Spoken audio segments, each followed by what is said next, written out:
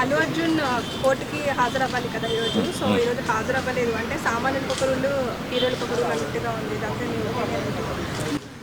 ఎలాగంటేనమ్మా యాక్చువల్గా ఆయన అయితే ఈరోజు సమన్లు అదే నోటీస్ అయితే వచ్చింది ఈరోజు అటెండ్ కావాలని. ఇది మన పుష్ప టూ సంజయ్ థియేటర్ విషయంలో ఒక నోటీస్ అయితే వచ్చింది. యాక్చువల్గా ఏంటంటే ఇది నామకాహ విజిట్ అని నేను అనుకుంటున్నాను. ఆల్రెడీ ఫార్మాలిటీస్ మిగిలినన్నీ కూడా వాళ్ళ తల్లిదండ్రులకి కావాల్సిన లేదా ఇవ్వాల్సిన కాంపెన్సేషన్ అంతా ఇచ్చేశారు. దానికి సంబంధించిన పెద్ద ఇష్యూ అయితే ఏం కాదు. అయితే ఫార్మాలిటీగా ఒక ఏదో కేసు నడుస్తుంది కాబట్టి దాని మీద కొన్ని వాయిదాలు వేసి ఒక 3-4 వాయిదాల తర్వాత కేసు కొట్టేస్తారు. ఆ ఆ తండ్రి కూడా దానికి సబబుగానే ఉన్నాడు, అంటే దానికి అనుకువగానే ఉన్నాడు. ఎలాగా అయితే ఏంటంటే కొన్ని చట్టాల పరంగా కొన్ని ఫార్మాలిటీస్ ఉంటాయి కాబట్టి హాజరవ్వాలి. వాస్తవానికి హాజరవ్వాల్సి వచ్చినా కానీ అల్లు అర్జున్ గారు అయితే ఈ మన ఇండియాలో లేడు. దానివల్ల హాజరు కాకపోవచ్చు. ఏదేమైనా సరే సామాన్యుడికి ఒక రూలు లేకపోతే సెలబ్రిటీకి ఒక రూలు అన్నది ఏంటంటే అది కరెక్ట్ కాదు. అందుబాటులో ఉంటే కనుక వీళ్ళైతే వచ్చేవారు. అదే సామాన్యులకైతే కనుక కొంచెం బలవంతంగా తీసుకెళ్ళి ఇచ్చేస్తారు. అటువంటి రూళ్ళు కొన్ని మనం చాలామంది విషయాల్లో చూసాం. అయితే ఏంటంటే చట్టాలు కూడా అందరూ సమానమే అనే విధంగా వ్యవహరిస్తే మంచిదనేది అందరి ఉద్దేశం, నా ఉద్దేశంతో పాటమ్మ. ఆ విధంగా వాళ్ళు ముందుకెళ్ళి ఇప్పుడు సపోజ్ ఒకవేళ ఆయన అల్లు అర్జున్ గారు ఇంట్లో ఉన్నా సరే పోలీసులు కానీ లేకపోతే ఎవరో వెళ్ళి బలవంతంగా తీసుకొచ్చి కోర్టుకి హాజరుపరిచే విధంగా అయితే ఉండరు. ఎందుకంటే వాళ్ళకున్న లొసుకులు వాళ్ళకుంటే వాళ్ళ తరఫున లాయర్లు వెళ్ళటం ఏదో చేస్తారు. సరే ఏదేమైనా సరే ఈరోజు అల్లు అర్జున్ గారు సంజయ్ థియేటర్ విషయంలో హాజరవ్వాలి కాబట్టి హాజరవ్వలేదు. తర్వాత తదుపరి వాయిదా ఏమన్నా వేస్తారేమో చూడాలమ్మా. ఆ టైంకైనా హాజరవ్వకపోతే అంటే థర్డ్ టైం కూడా హాజరవ్వకపోతే అరెస్ట్ వారెంట్ ఇష్యూ అవుతుంది. దానికి సంబంధించి ఏమైనా ఫార్మాలిటీస్ ఏమైనా పూర్తి చేసుకుంటారేమో మనకు తెలియదు, చూడాలి. జగన్ లాగానే నెగ్లిజెన్స్ చేస్తాను అల్లు అర్జున్ అని ట్రోల్ చేస్తున్నారు. అది ఎలాగంటేనండి, జగన్ గారు ఒక విధంగా చెప్పాలంటే ఆయన బెయిల్ మీద ఉన్నాడు. అది 12 సంవత్సరాల నుంచి ఉన్నాడు. యాక్చువల్గా చట్టాల్లో ఉన్న లొసుగులను అడ్డు పెట్టుకుని బయట తిరగగలిగే సౌలభ్యం చట్టాలే కల్పించింది మనకి. ఎంత దొంగ, ఎంత పెద్ద గజ దొంగ అయినా సరే బయట తిరిగే అవకాశం చట్టాలు కల్పించినప్పుడు సామాన్యుడు కూడా ఏం చేయలేడు.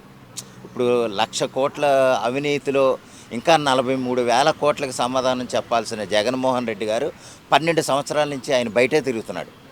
సపోజ్ ఇక్కడ అల్లు అర్జున్ గారు ఒక చిన్న కేసు విషయంలో ఆయన దరిదాపుగా 1 సంవత్సరం నుంచి ఆయన బయట ఉన్నాడు.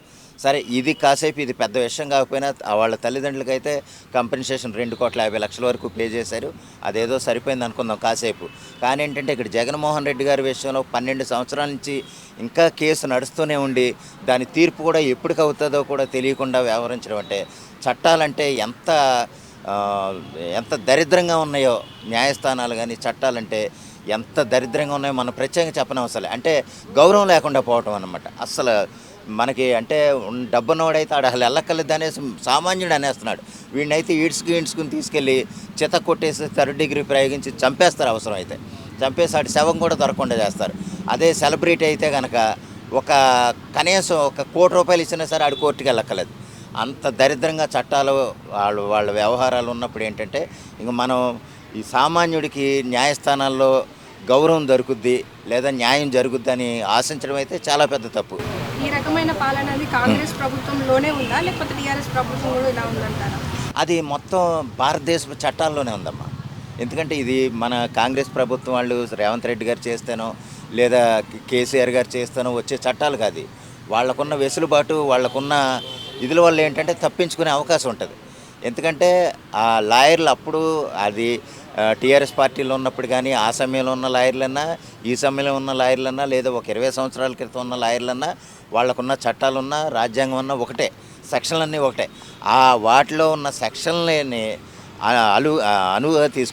అలుసుగా తీసుకుని వీళ్ళు ఎలా తప్పించే తిరగొచ్చో మనం ప్రత్యేకంగా చెప్పనవసరం.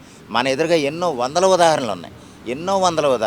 మనకు సింపుల్గా ఎందుకండి, సల్మాన్ ఖాన్ గారు ఇది ఎప్పుడో కేసు కొట్టేయారు అనుకుంటా, ఒక 5-6 ఏళ్ళు అయింది. ముందు రేవంత్ రెడ్డి అంత ఆగ్రహంతో ఉన్నాడు, అది బ్యాక్గ్రౌండ్ జరిగే వ్యవహారాలు అలాగ ఉంటాయండి. ఎలాగంటే ఇప్పుడు ఏదైనా సరే తర్వాత ఒక దండేసి శాలువా కప్పేసి మన సీఎం అంత గొప్ప సీఎం భారతదేశంలో లేడంటే కనుక మొత్తం అన్ని కేసులు పోయినట్టే. అది సహజం. అది ఇంకా తర్వాత అదే అల్లు అర్జున్ని షేక్ హ్యాండ్ చేసుకుని లోపల తీసుకెళ్ళటం మనం చూసాం. ఇదంతా ఏంటంటే సామాన్యులు ఏదో ఎర్రిపప్పలు చేయటమే, ఇంకేం సింపుల్గా చెప్పాలంటే అంతకంటే ఏం కాదు. సార్ కొత్త చట్టాలు తీసుకొచ్చామని చెప్తున్నారు బిఎన్ఎస్, దీంట్లో ఇట్లాంటి ఇంకా మార్పులు చేయాలంటారా? మార్పులు చేసినా అది జరగనివ్వరండి. ఒకళ్ళు చేస్తే ఇంకొకళ్ళు చేయనివ్వరు. ఒకళ్ళు చేస్తానన్నారనుకోండి, మేము వచ్చామంటే కనుక అది తీసేస్తామంటాడు ఇంకొకడు. అందువల్ల ఏంటంటే వ్యవస్థల్లో మార్పులు ఏంటంటే ఒక హయ్యర్ అథారిటీ అంటే ప్రధానమంత్రి వ్యవహారం కూడా కాకుండా ఒక రాష్ట్రపతి స్థాయిలో చట్టాలు మార్చి ఈరోజు కనుక వీడు తప్పు చేసినట్టు నిరూపితం అయితే అక్కడికక్కడే కాల్చేసేలాగుంటే కనుక తప్పు చేయడానికి ఎవడైనా సరే భయపడతాడండి. ఆ విషయం ఆ చట్టాలు తేగలిగినప్పుడే దేశం మీద లేదా చట్టాల మీద గౌరవం పెరుగుద్ది అనేది నా ఉద్దేశం. Okay sir.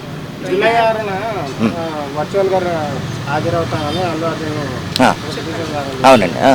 ఆ రోజు కూడా వస్తాడా లేకపోతే మళ్ళీ ఆ రోజు అంటే ఆయన ఫిజికల్గా స్టేట్మెంట్ ఇచ్చో లేదా అక్కడ ఇంటిమేషన్గా చేసుంటే కనుక వచ్చే అవకాశం ఉందమ్మా. ఆయనకి ఉన్న రాక లేదా లోకేష్ కనకరాజు సినిమాలతో బిజీగానే ఉన్నారు. రాక అయితే ఇప్పుడు ఆన్ గోయింగ్ షూటింగ్ అది. ఏమో వర్చువల్గా హాజరవుతారని చెప్పేసి మళ్ళీ ఒక న్యూస్ వచ్చింది సార్. అవును. ఎంతవరకు నిజం అంటారు?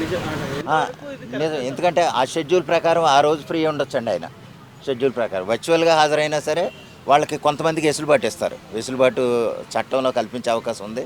వాళ్ళు రాలేని పరిస్థితుల్లో ఆయన వేరే దేశంలో ఉన్నా సరే వర్చువల్గా అవకాశం ఇస్తారు.